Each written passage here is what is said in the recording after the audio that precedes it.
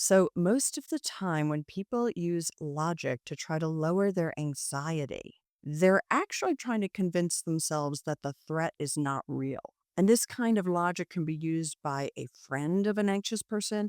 It sometimes gets used by the therapist of an anxious person, and it can be used by the anxious person themselves, saying things like, oh, the odds are very low. Oh, that worst case thing, it's not going to happen. I'm being irrational. You're being irrational, right? Misguided.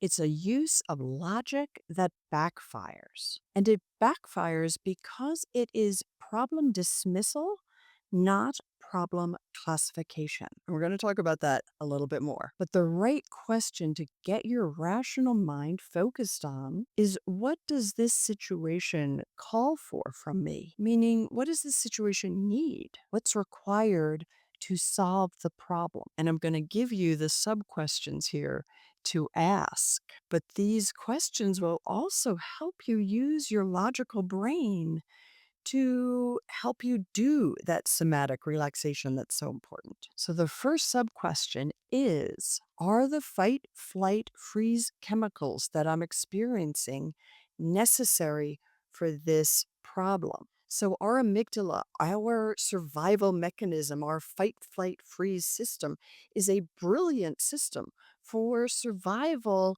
in the face of immediate boom danger. Think saber-toothed tiger chasing you. It is not a brilliant system for a difficult conversation or giving an important presentation or waiting for a medical result. In those situations, we do not need our fight, flight, freeze response. We need our full brain online for problem solving, right? So the use of logic is to say, okay, all these chemicals flooding my system aren't really helpful now. And that leads you to say, okay, diaphragmatic breathing, somatic relaxation. I have to calm these down, but if you don't engage that rational brain to do so, you probably won't do so. So, your rational brain can actually identify the mismatch between the situation, the problem at hand, and your body's chemical response to it. So, it isn't dismissing the problem, it's simply recognizing that a survival response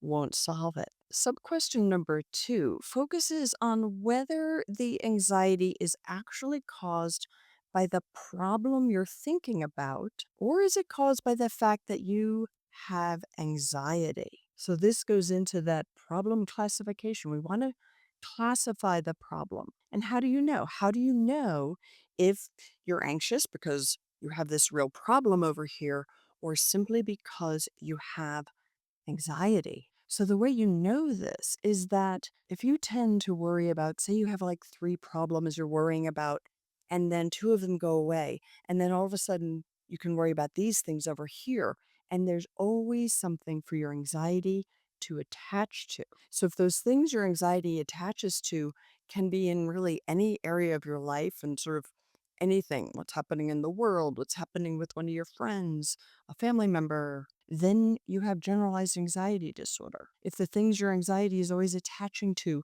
fall into one category, maybe if it's health, you have health anxiety, or if it's a cycle of obsessions and compulsions, it's OCD. And so, with people with OCD who usually are very aware that their anxiety is irrational, they already have this one answered. But I'll say most of the people that I've met who have a lot of health anxiety will sort of say, but I have to worry about my health. How could you not worry about it? This is something to worry about. But if you find that, yes, okay, so you're worried about this problem, and then that one goes away, you have another, the problem is the anxiety itself.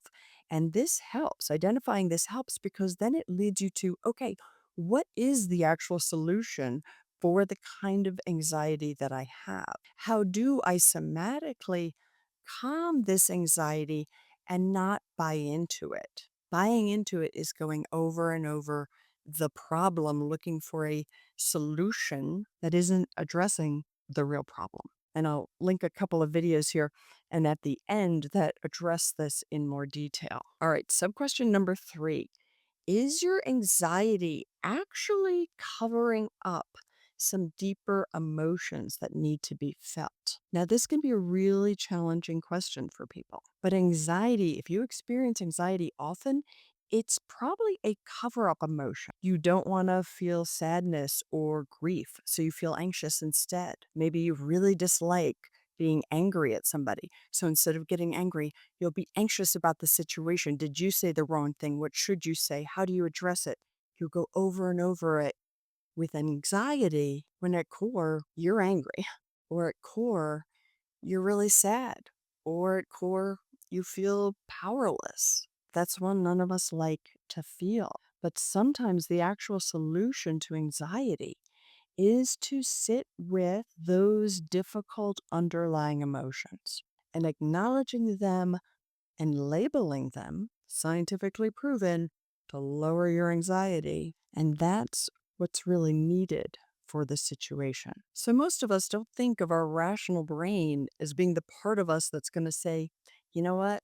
It's really good to just sit and feel this feeling. It's somewhat counterintuitive that your problem solving brain isn't going to be problem solving. It's going to be saying, just sit and feel it. But your rational brain can help you do that. So, knowing that what you're experiencing isn't a threat to be denied and it isn't a threat to be sort of neutralized, it's actually an emotion that needs to be felt. Okay, sub question number 4. What do I need to do to get the best outcome here? This is where we're utilizing the full brain to problem solve, and your rational brain can help you identify what is within your control and what is not within your control. And almost all disordered anxiety or excessive anxiety is about the things we cannot control. But going through it step by step enables you to say, okay, what is within my control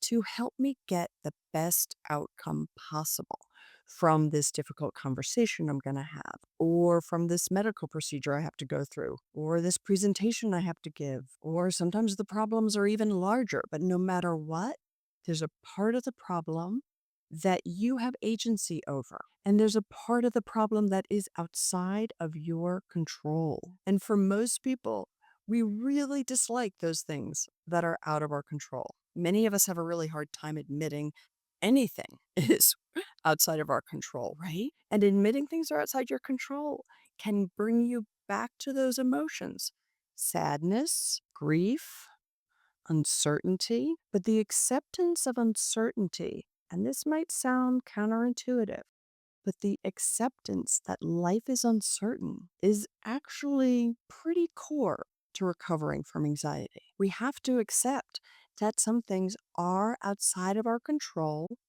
and all we can do is focus on the things within our control so we get the best possible outcome. So that brings me back to the right question to ask, which is, what does this situation call for from me? So make sure to use your rational brain not to dismiss the problem you're having, not to negate the feelings you're having, but to accurately classify the feelings you're having, right? Those fight, flight, freeze feelings, and accurately classify the problem you're facing. And sometimes that problem might simply be, I don't want to accept the uncertainty that life has in it.